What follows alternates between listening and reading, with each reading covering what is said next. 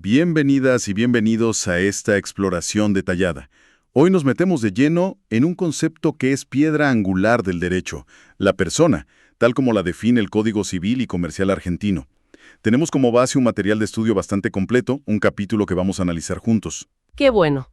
Un tema central sin duda. Nuestra misión es entender a fondo quiénes pueden ser titulares de derechos y obligaciones, lo que en derecho se llama sujetos de derecho. Y como veremos, esto no se limita únicamente a los seres humanos como nosotros. Exacto. El punto de partida fundamental es distinguir entre dos grandes categorías. La persona humana, ¿Nosotros? claro, y la persona jurídica. Es vital entender desde el inicio que la persona jurídica es una creación del derecho, una herramienta, un instrumento muy útil, pero fundamentalmente distinta a nosotros. Ajá. Como se aclaraba en las notas de clase, es una ficción legal, una construcción intelectual creada para permitir que las personas se agrupen y persigan fines comunes de manera organizada. Perfecto. Entonces, el plan es claro. Primero analizaremos en detalle a la persona humana, incluyendo sus derechos más esenciales y cuándo empieza y termina su existencia legal. Bien. Luego, desglosaremos sus características definitorias, los llamados atributos. Después, nos enfocaremos en las personas jurídicas, entendiendo su naturaleza y funcionamiento. Y finalmente, tocaremos un debate muy interesante que surgió en clase sobre el estatus de los animales. Un tema polémico ese. Sí, vamos a empezar a desgranar todo esto. Dale. Arranquemos por casa, la persona humana. El código le dedica un espacio importante a algo llamado derechos personalísimos. ¿Qué son exactamente y por qué son tan fundamentales? Son esos derechos esenciales que tenemos por el solo hecho de ser humanos. Son inherentes a nuestra condición, inseparables de nosotros, y protegen nuestra dignidad, nuestra integridad física y espiritual, nuestra libertad, la autonomía. La base, digamos. Exacto. El corazón de todo esto es el famoso artículo 51, que declara la inviolabilidad de la persona humana y el derecho al reconocimiento y respeto de su dignidad en cualquier circunstancia. Es la base sobre la que se asienta todo lo demás. Entendido, es como el cimiento. ¿Y qué otros derechos específicos se derivan de este principio general de dignidad? Bueno, el código protege explícitamente la intimidad personal o familiar, la honra, la reputación, la imagen, también la identidad. Si alguno de estos aspectos se ve vulnerado, la persona puede pedir que cese la intromisión y, claro, se repare el daño. El derecho a la imagen es un buen ejemplo, ¿no? Muy actual. Totalmente. Para captar o reproducir la imagen o la voz de alguien, se necesita su consentimiento. Claro que hay excepciones. Ah, ¿cuáles? Bueno, cuando la persona participa en actos públicos o cuando existe un interés científico, cultural o educacional prioritario, siempre que se tomen recaudos para no dañar. O en el ejercicio del derecho a informar sobre hechos de interés general. ¿Y qué sucede con la imagen de alguien después de fallecer? ¿Se puede usar libremente? No. Se sigue necesitando consentimiento, pero en este caso lo deben dar sus herederos o la persona que el difunto haya designado. Ah, mira. Y un detalle interesante es que pasados 20 años desde la muerte, si la reproducción no es ofensiva, ahí sí se considera libre. 20 años. Es bastante tiempo. Cambiando un poco de tema, ¿qué dice la ley sobre asumir riesgos? Pienso en alguien que firma un contrato para hacer algo peligroso, como un doble de riesgo en cine.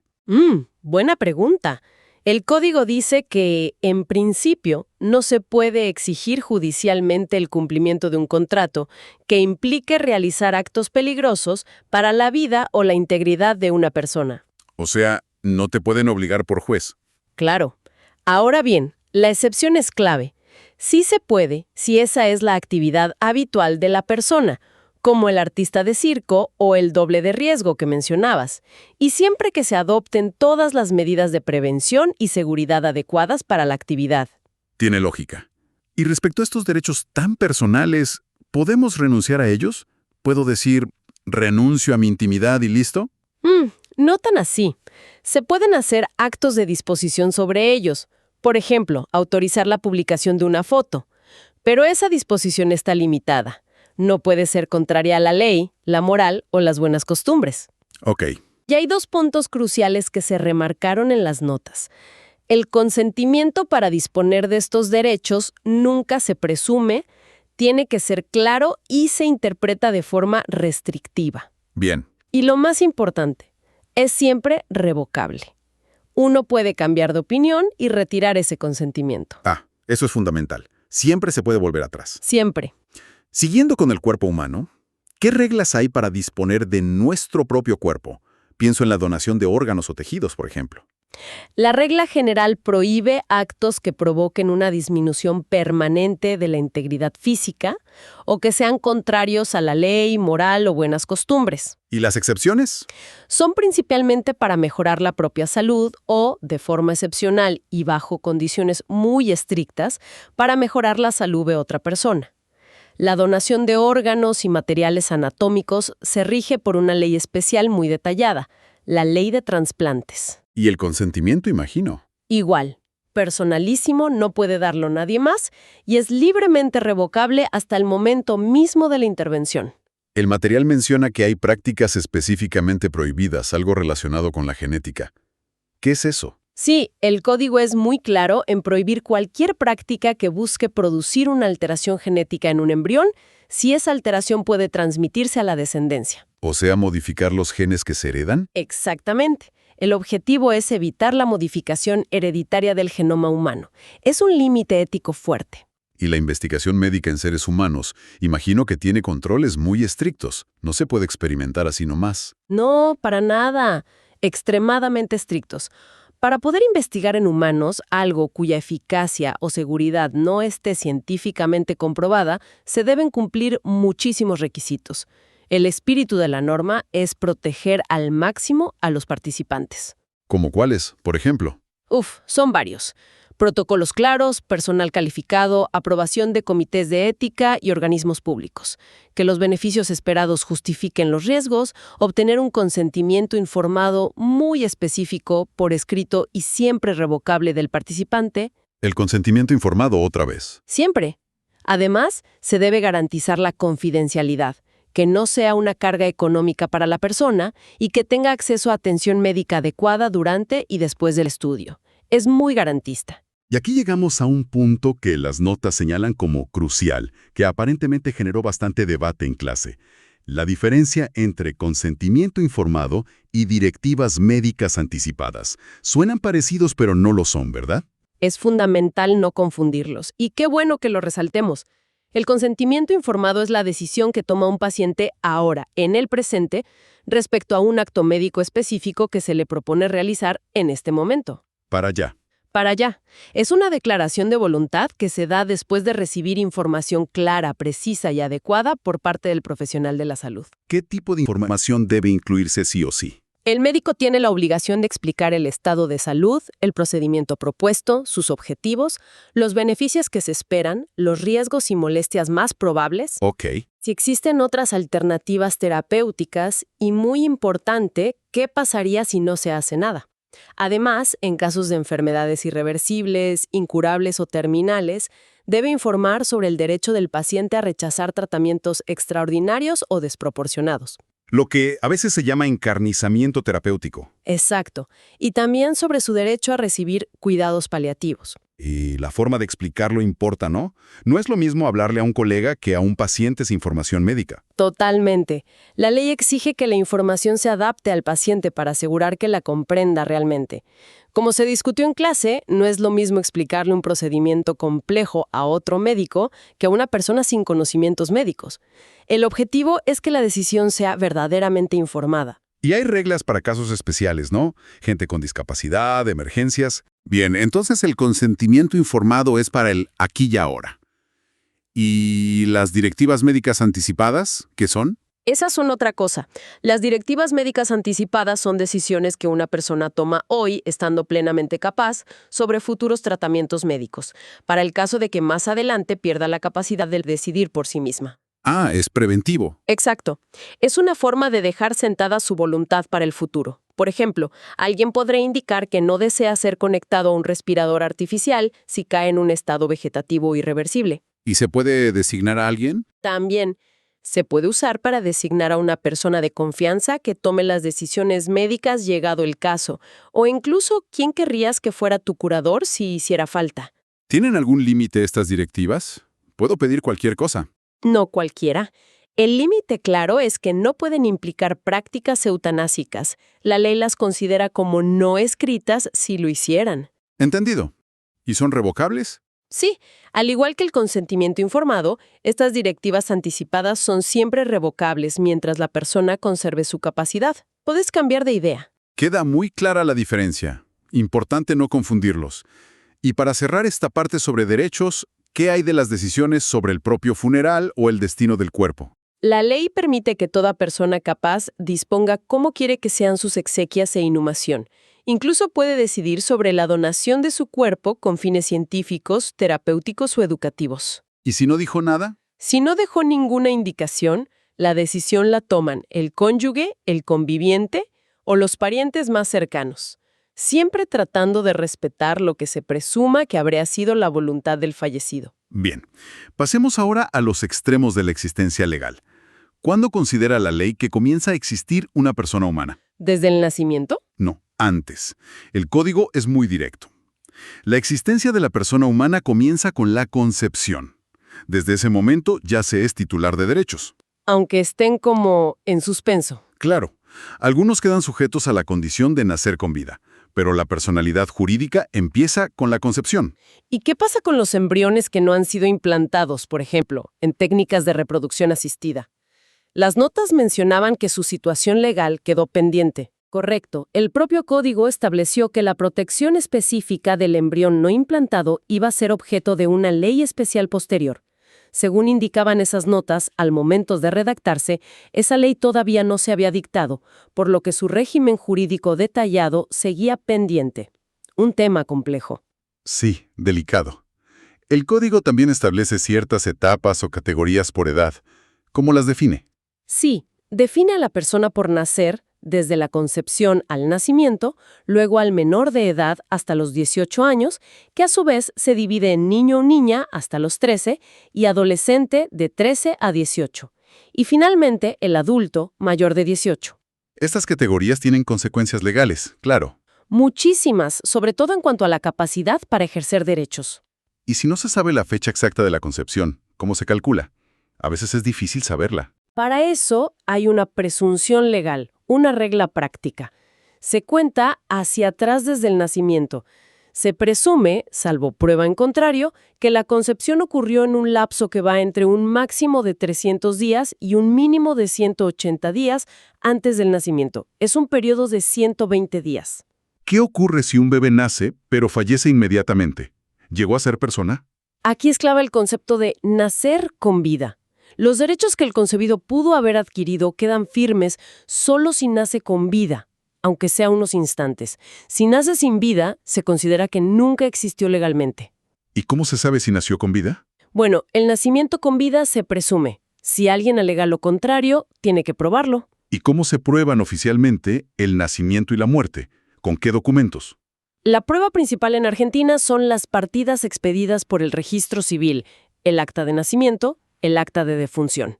¿Y si pasó afuera del país? Se usan los documentos de ese lugar, los instrumentos otorgados según las leyes locales, pero debidamente legalizados o apostillados para que tengan validez acá. ¿Y si no hay registro? ¿O se perdió? Si no hay registro o es nulo, se pueden usar otros medios de prueba, testigos, documentos médicos, lo que sea. Incluso si no se encuentra el cadáver, pero las circunstancias hacen segura la muerte. Pensemos en un avión que explota en el aire. Un juez puede declararla aprobada. Comprendido. ¿Y el fin de la existencia? ¿Cuándo termina legalmente? La existencia termina con la muerte biológica, comprobada según estándares médicos actuales. ¿Y eso qué efectos tiene? La muerte tiene efectos jurídicos importantísimos. Disuelve el matrimonio, abre la sucesión hereditaria, extingue algunos derechos. Cambia todo el panorama legal de esa persona. Exacto. Y hay una figura interesante llamada conmoriencia. ¿La mencionamos? Sí que era. Si varias personas mueren en un mismo evento, un desastre común, un accidente, y no se puede saber quién murió primero, la ley presume que murieron todas al mismo tiempo. ¿Para qué sirve esa presunción? Sirve para evitar problemas sucesorios complejos. Si no sabemos quién murió primero, no sabemos quién heredó a quién, aunque sea por un segundo. La conmoriencia simplifica eso. Se considera que no hubo transmisión de derechos entre ellos. Ah, claro, práctico. Las notas también destacaban otra distinción importante: ausencia simple versus presunción de fallecimiento. No son lo mismo. No para nada. Son dos situaciones legales diferentes con finalidades distintas. La ausencia simple se da cuando alguien desaparece de su domicilio, no se tienen noticias y no dejó un apoderado que cuide sus bienes o el que dejó no alcanza. Y los bienes quedan ahí, sin nadie que los administre. Exacto. Si los bienes necesitan administración, se puede pedir al juez que nombre un curador para proteger ese patrimonio mientras la persona está ausente. El objetivo es cuidar los bienes, nada más. ¿Y la presunción de fallecimiento? Eso suena más grave, más definitivo. Lo es. Aquí ya no se trata solo de cuidar los bienes, sino que la ausencia prolongada o en circunstancias de grave peligro hace suponer que la persona ha fallecido. ¿Cuánto se puede pedir? Hay 3 escenarios principales. El caso ordinario, que es la simple ausencia del domicilio sin noticias por 3 años. 3 años sin saber nada. Sí. Y luego están los casos extraordinarios donde los plazos se acortan porque hubo un peligro concreto. Son 2. Si la persona estaba en un lugar donde hubo un incendio, terremoto, guerra o un suceso similar que pudiera causar la muerte, o participaba en una actividad riesgosa y no se tienen noticias por 2 años desde el hecho. 2 años, menos que el caso ordinario. Claro, y el otro caso extraordinario es si estaba en un buque o aeronave que naufragó o se perdió, y no hay noticias por 6 meses desde el suceso. 6 meses nomás. A mayor riesgo, menor plazo de espera. Tiene sentido. ¿Quién puede pedir esta declaración y qué día se considera que murió? La puede pedir quien tenga un derecho que dependa de la muerte del ausente. Un heredero, el cónyuge para poder volver a casarse, un acreedor, ¿Alguien interesado? alguien con un interés legítimo. El juez, si considera probados los hechos, la ausencia, el peligro, las averiguaciones hechas, dicta sentencia declarando el fallecimiento presunto y fija una fecha estimada de muerte. ¿Y qué fecha pone? Varía. En el caso ordinario, los 3 años, es el último día del primer año y medio de ausencia. En el primer caso extraordinario, el del desastre o riesgo, suele ser el día del suceso o un día promedio si no se sabe exacto. Y en el segundo, barco o avión perdido, el último día que se tuvo noticia de la nave. ¿Y qué consecuencias tiene esa declaración? ¿Es como si hubiera muerto de verdad? Tiene efectos muy similares a la muerte real, sí. Disuelve el matrimonio, permite abrir la sucesión y que los herederos reciban los bienes. Pueden venderlos enseguida. No enseguida. Tienen que hacer un inventario y pueden administrarlos. Pero para disponer libremente, vender, donar, tienen que esperar 5 años desde el día presuntivo de fallecimiento o hasta que el ausente hubiera cumplido 80 años. Es una precaución. ¿Y si la persona contra todo pronóstico reaparece? ¿Qué pasa? Puede pasar.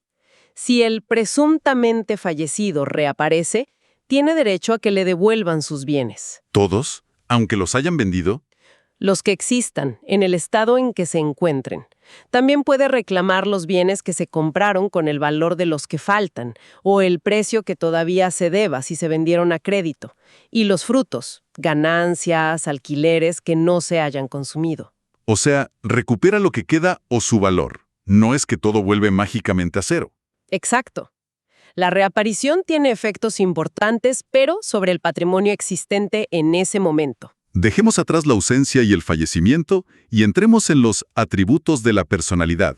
Mencionamos que eran 5. ¿Qué son exactamente? Características. Son más que características. Son cualidades jurídicas esenciales, inseparables de la persona, que la identifican y la sitúan en el mundo del derecho. Tienen caracteres propios. Son necesarios, todos los tenemos, únicos, solo un nombre, un domicilio general, etc. Inalienables, no se pueden vender ni transferir en sí mismos e imprescriptibles. No se pierden por el paso del tiempo. ¿Y cuáles eran para la persona humana? Son 5: estado, nombre, domicilio, capacidad y patrimonio. Empecemos por el estado. ¿A qué se refiere? Suena a estado civil nomás. Es más amplio. Se refiere a la posición jurídica que una persona ocupa dentro de la sociedad y sobre todo dentro de su familia.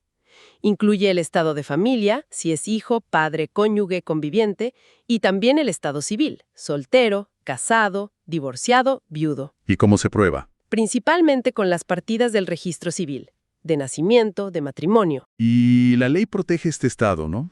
Hay acciones legales.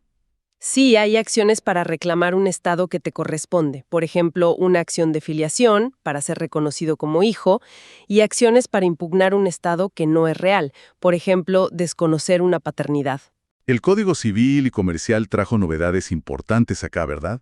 Mencionaste el parentesco, la filiación. Sí, actualizó varios conceptos. Reconoció explícitamente que el parentesco puede surgir no solo de la naturaleza, sangre o la adopción, sino también de las técnicas de reproducción humana asistida, TRHA, y de la afinidad, el vínculo con los parientes del cónyuge o conviviente. ¿Y la filiación? Estableció que la filiación puede ser por naturaleza, por TRHA o por adopción, y un principio clave. Nadie puede tener más de 2 vínculos filiales determinados. Se acabaron las filiaciones múltiples. ¿Y en las TRHA, qué es lo importante para saber quién es el padre o madre legal? Lo determinante es la voluntad procreacional. Quien dio a luz, yo. Quien prestó el consentimiento previo, informado y libre para la técnica, esos son los progenitores legales, independientemente de quién aportó el material genético, óvulos o esperma. El consentimiento es revocable antes de la concepción o implantación. Clarísimo. ¿Y la unión convivencial? Antes no estaba tan regulada. Exacto. Ahora está regulada en detalle. Se establecen requisitos para que exista. Ser mayores, no parientes cercanos, sin otro matrimonio o unión vigente y convivencia pública y estable por al menos 2 años. ¿Y qué efectos tiene? Genera derechos y deberes entre los convivientes, como asistencia mutua, contribuir a los gastos del hogar. También pueden firmar pactos para regular cuestiones patrimoniales. Y muy importante, al cesar la unión, puede haber derecho a una compensación económica para el conviviente perjudicado o a la atribución del uso de la vivienda familiar, similar a lo que pasa en el divorcio. Incluso hay derechos para el conviviente que sobrevive si el otro fallece. Bien completo. Segundo tributo. El nombre. ¿Qué incluye? El nombre es la forma de designar e identificar a cada persona. Se compone del prenombre, el nombre de pila, como Juan o María, y el apellido, el nombre de familia, como Pérez o González. Es un derecho tenerlo y un deber usarlo. ¿Quién elige el prenombre? No usar apellidos como prenombre, no ponerle a un hijo el mismo prenombre de un hermano vivo, y no pueden ser extravagantes. Se permiten nombres aborígenes o derivados de voces autóctonas. ¿Y el apellido de los hijos? Eso a veces genera dudas. Sí, para el hijo matrimonial, la regla es que lleva el primer apellido de uno de los cónyuges. Pueden elegir cuál, y si no hay acuerdo, se sortea. Opcionalmente pueden agregar el primer apellido del otro cónyuge. ¿Y si tienen más hijos? Todos los hijos del mismo matrimonio deben llevar la misma combinación de apellidos que se eligió para el primero. ¿Y para los hijos extramatrimoniales? Si lo reconoce uno solo, lleva su apellido. Se lo reconocen los dos al mismo tiempo, la regla es la misma que para los matrimoniales. Eligen uno, pueden agregar el otro. Si el segundo reconocimiento es posterior, los padres acuerdan el orden, y si no, lo decide el juez teniendo en cuenta el interés del niño. Hay reglas para adopción también, imagino.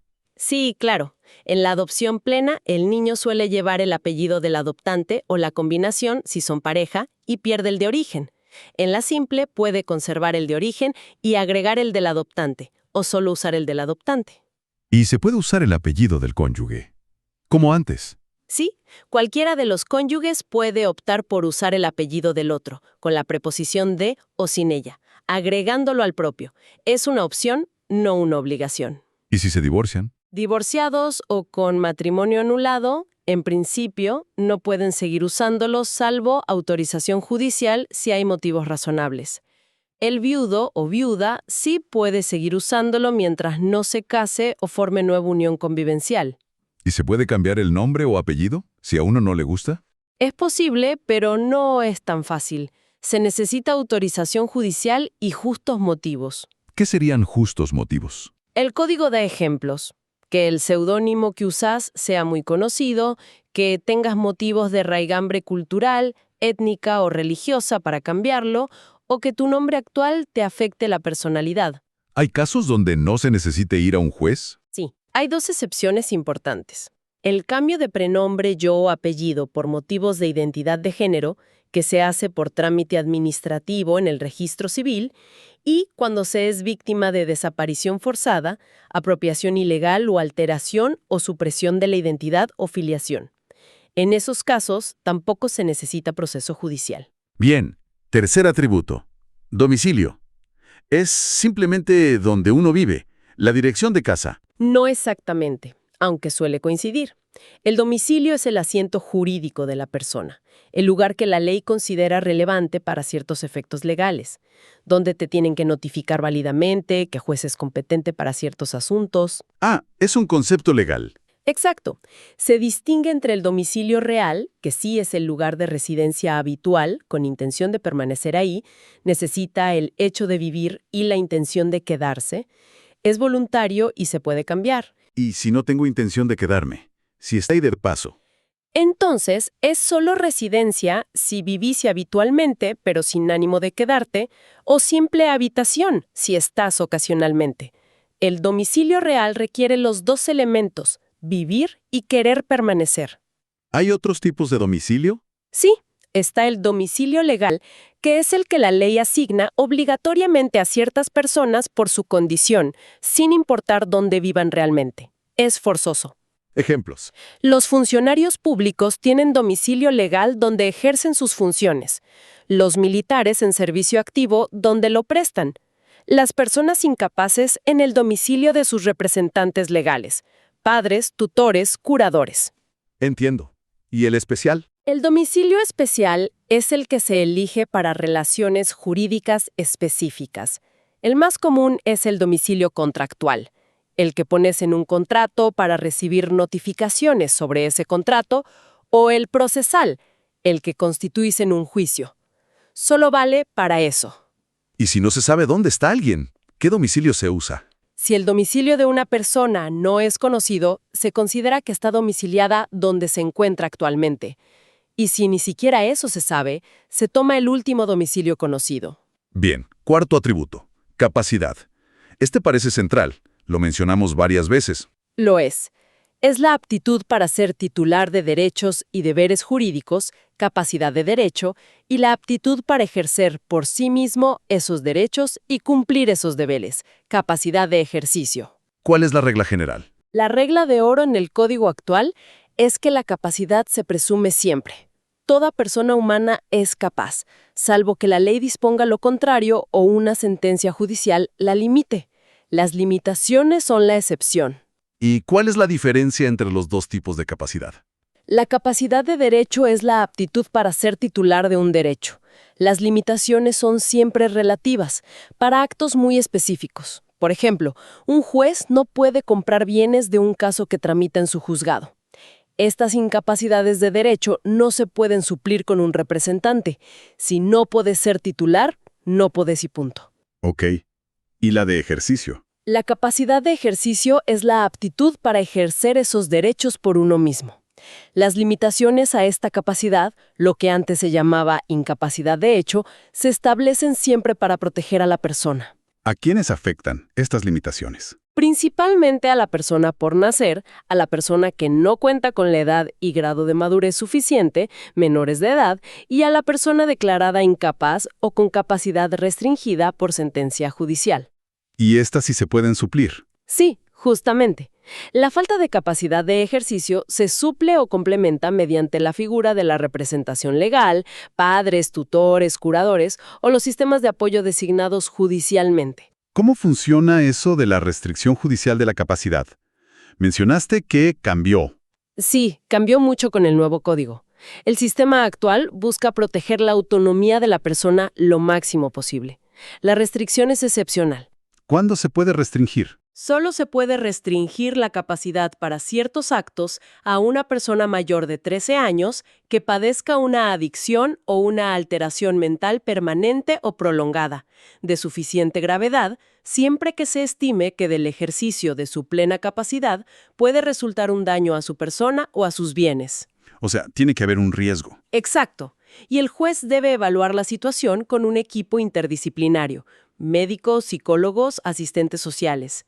Si decide restringir, debe especificar muy claramente para qué actos concretos se necesita un sistema de apoyo.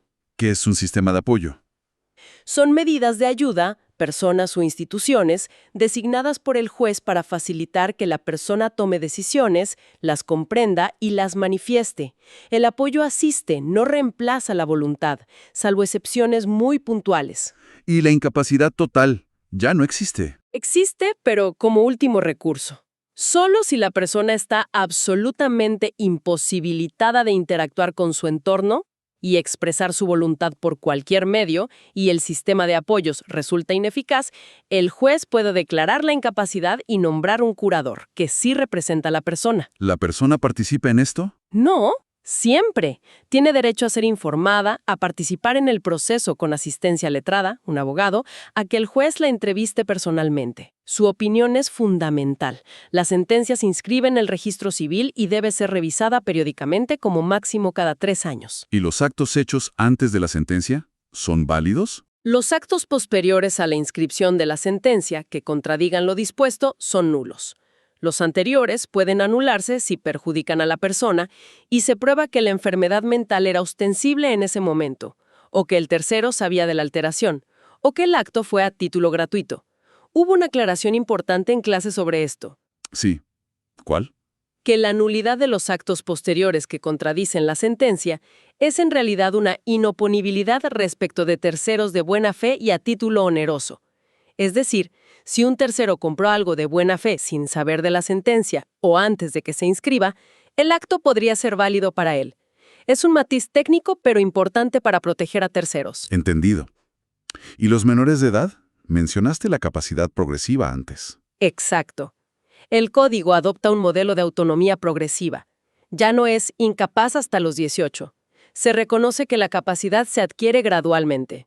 ¿Cómo funciona? Los menores ejercen sus derechos a través de sus representantes legales, los padres, generalmente. Pero la ley presume que, a medida que crecen y maduran, pueden realizar más actos por sí mismos. Tienen derecho a ser oídos en todo proceso que los afecte y a participar en las decisiones sobre su persona. Hay edades clave. Sí, por ejemplo, para decisiones sobre el cuidado de su propio cuerpo. Entre los 13 y los 16 años se presume que son aptos para decidir por sí mismos sobre tratamientos médicos que no sean invasivos ni arriesguen su salud o vida.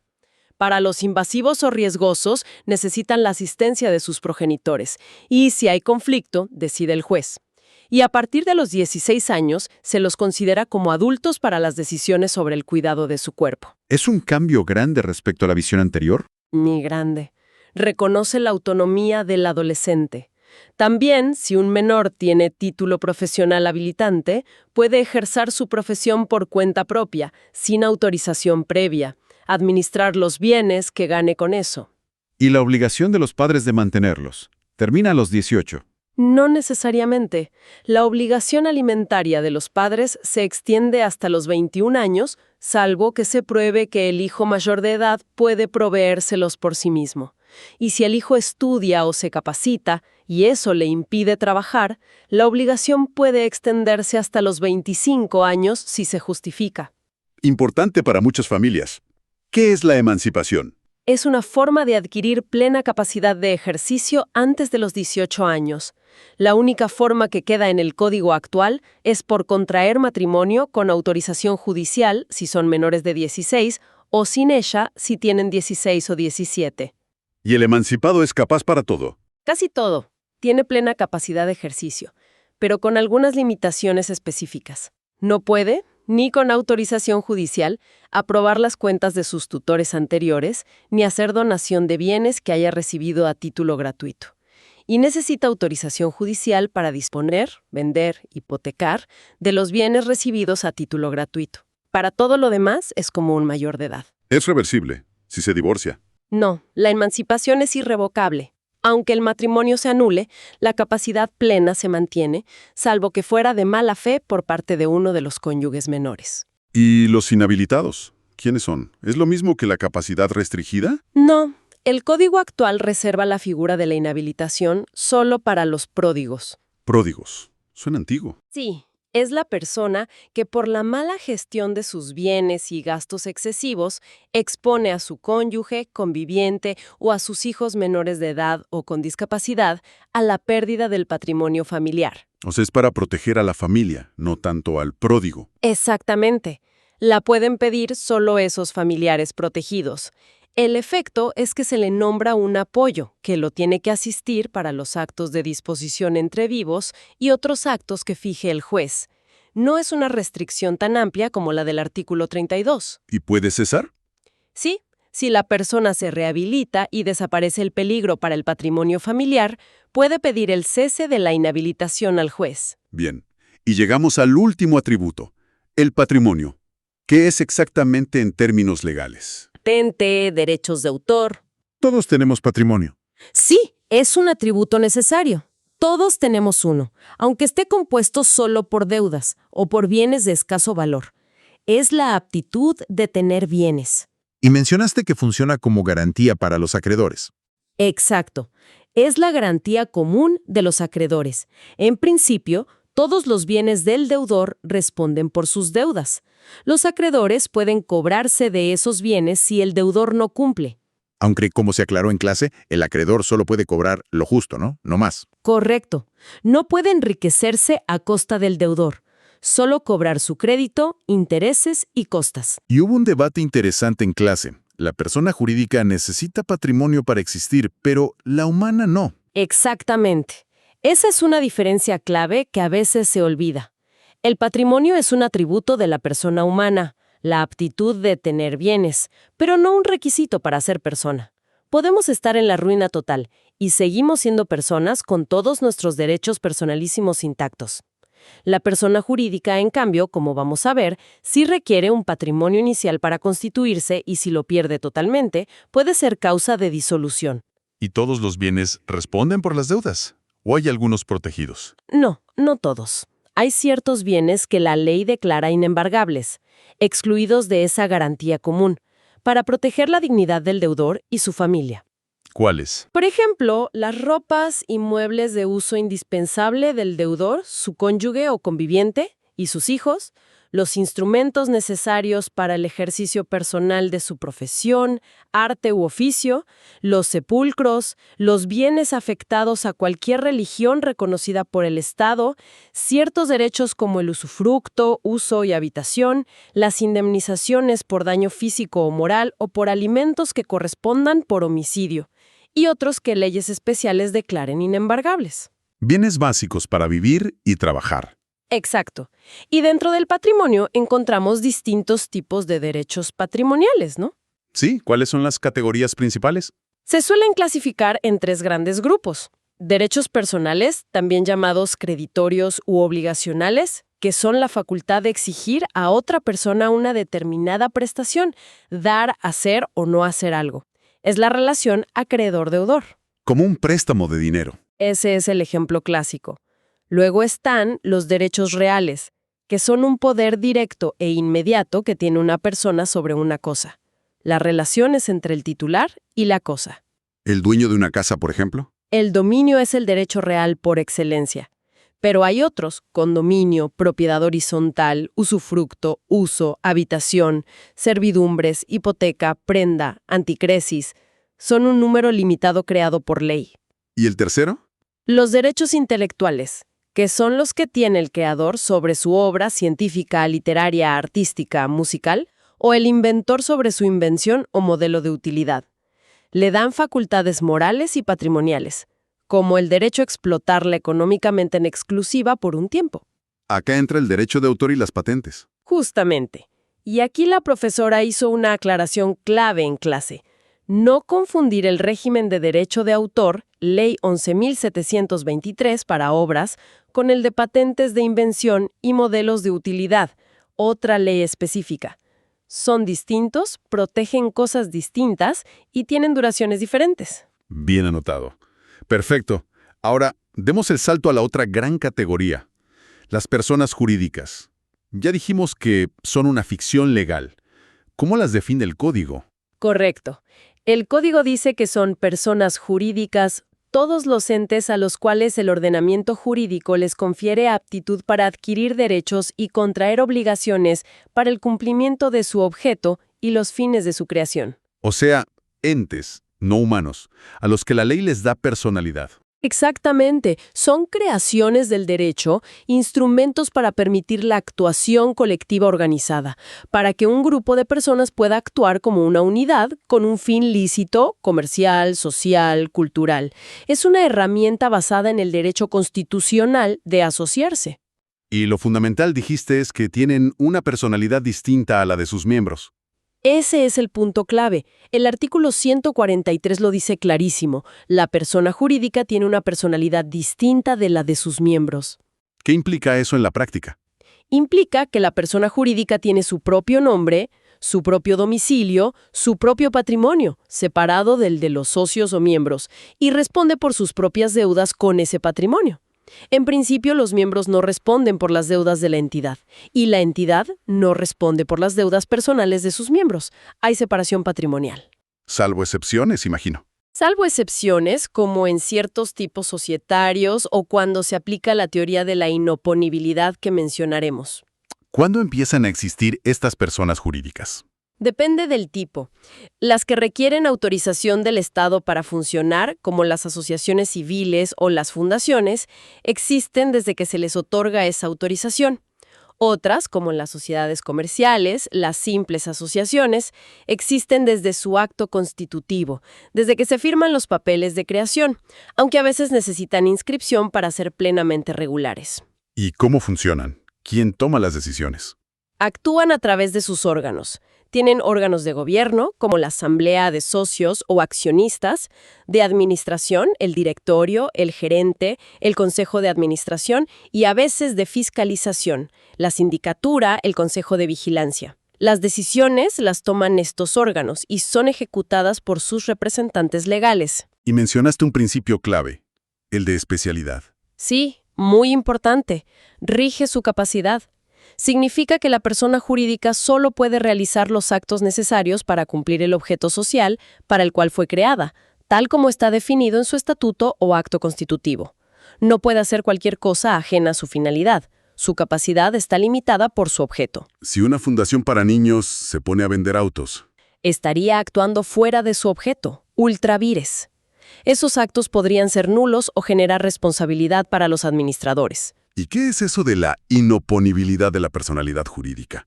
Suena a un recurso legal complejo, lo mencionaste antes. Es una herramienta muy importante para evitar el abuso de la figura.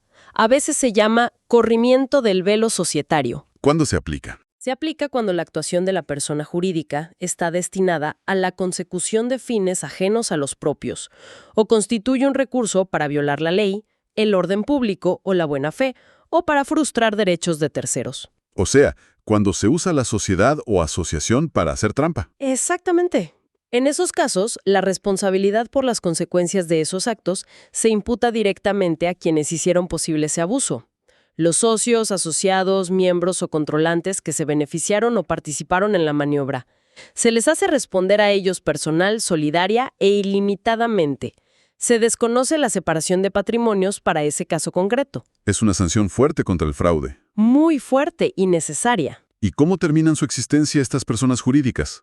¿Se mueren? Bueno, se disuelven. Hay diversas causas.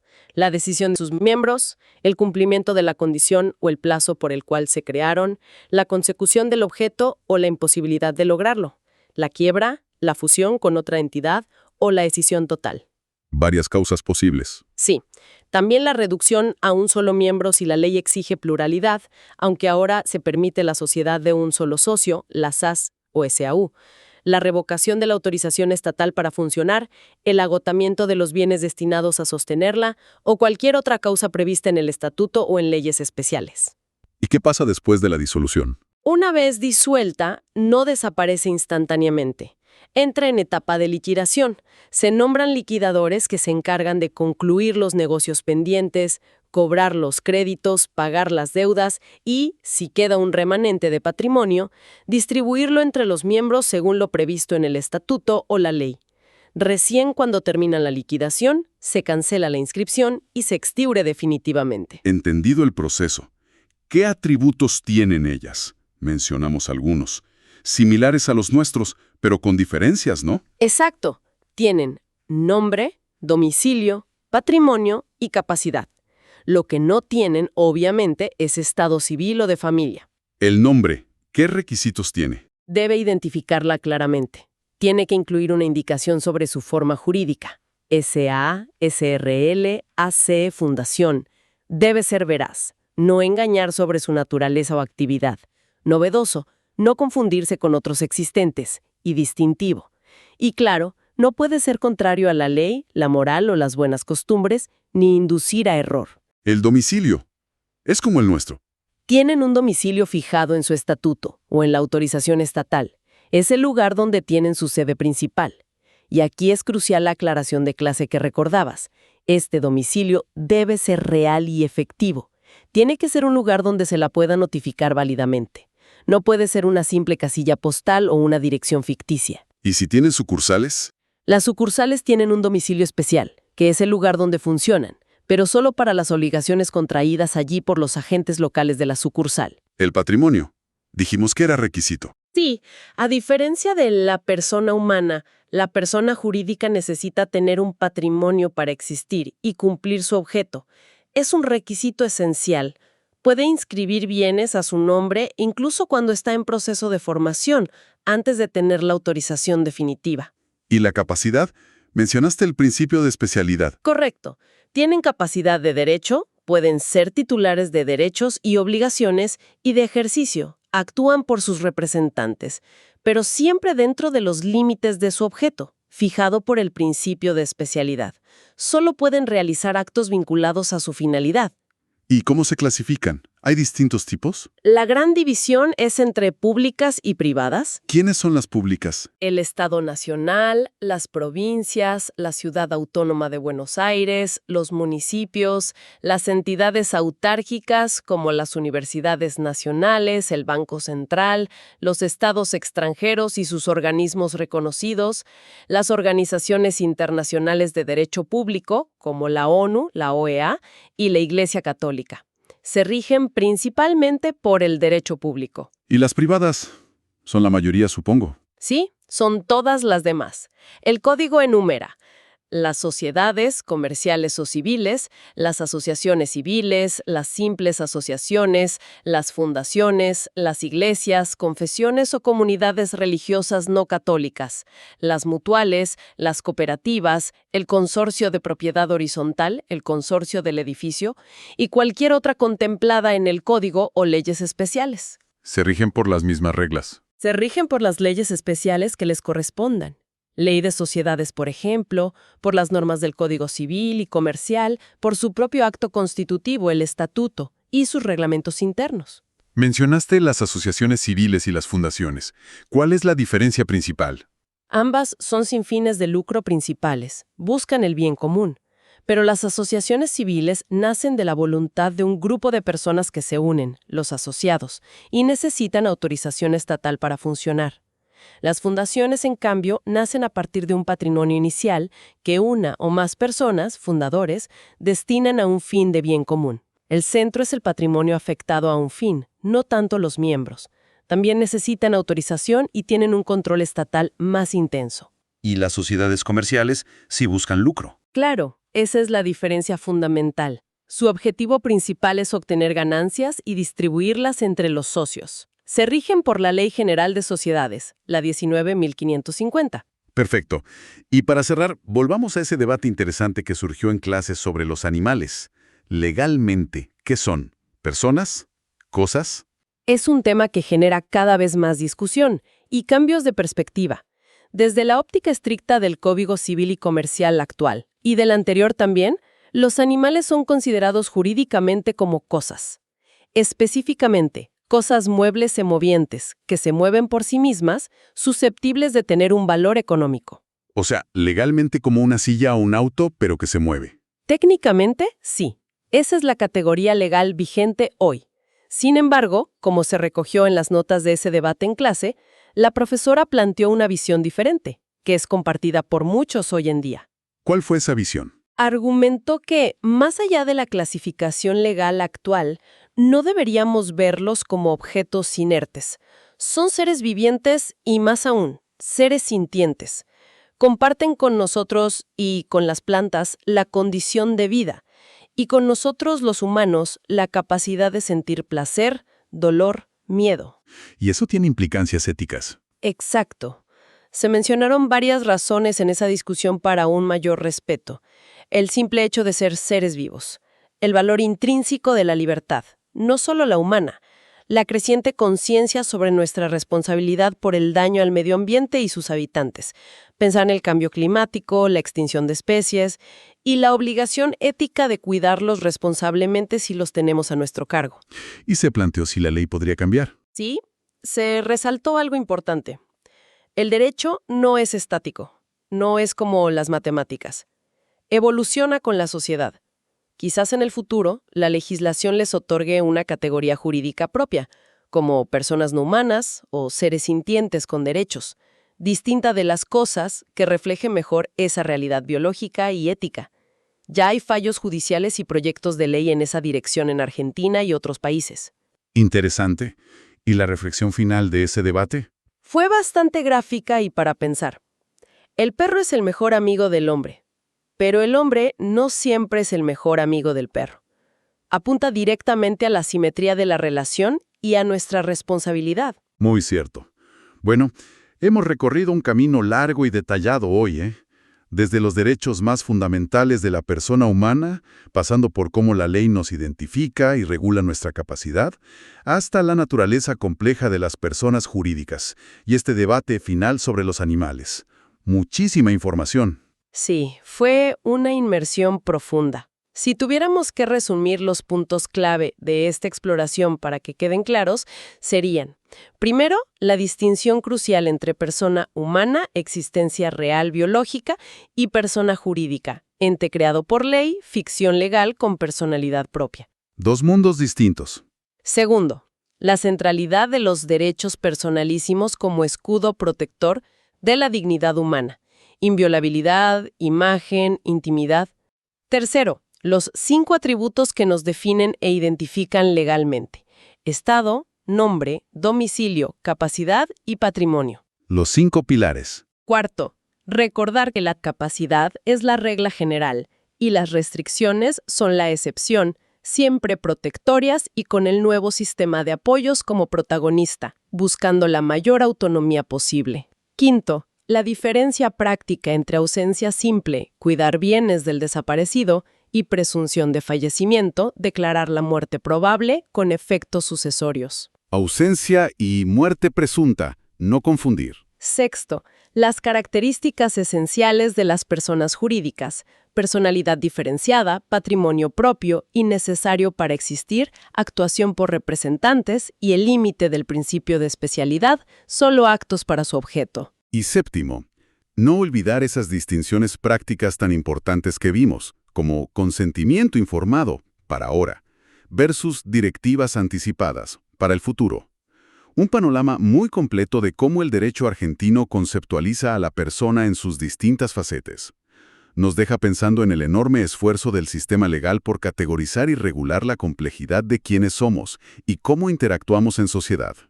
Exacto. Es un intento constante de ordenar la realidad social a través de categorías jurídicas. Y quizás, como reflexión final para quien nos escucha, algo para seguir pensando. A ver. Si aceptamos que la persona jurídica es, en esencia, una ficción, una herramienta creada por el derecho para lograr fines colectivos útiles, ¿dónde deberíamos trazar la línea? ¿Hasta qué punto sus responsabilidades y derechos deben equipararse o diferenciarse de los de las personas humanas reales? Sobre todo cuando las acciones de estas entidades ficticias tienen impactos tan profundos y reales en nuestra sociedad, en el trabajo y en el medio ambiente. Una pregunta muy relevante, sobre todo hoy en día, con el poder que tienen algunas corporaciones. Para seguir masticando, sin duda. Gracias por acompañarnos en esta inmersión profunda. Ha sido muy esclarecedor. Gracias a vos. Un placer desgranar estos temas.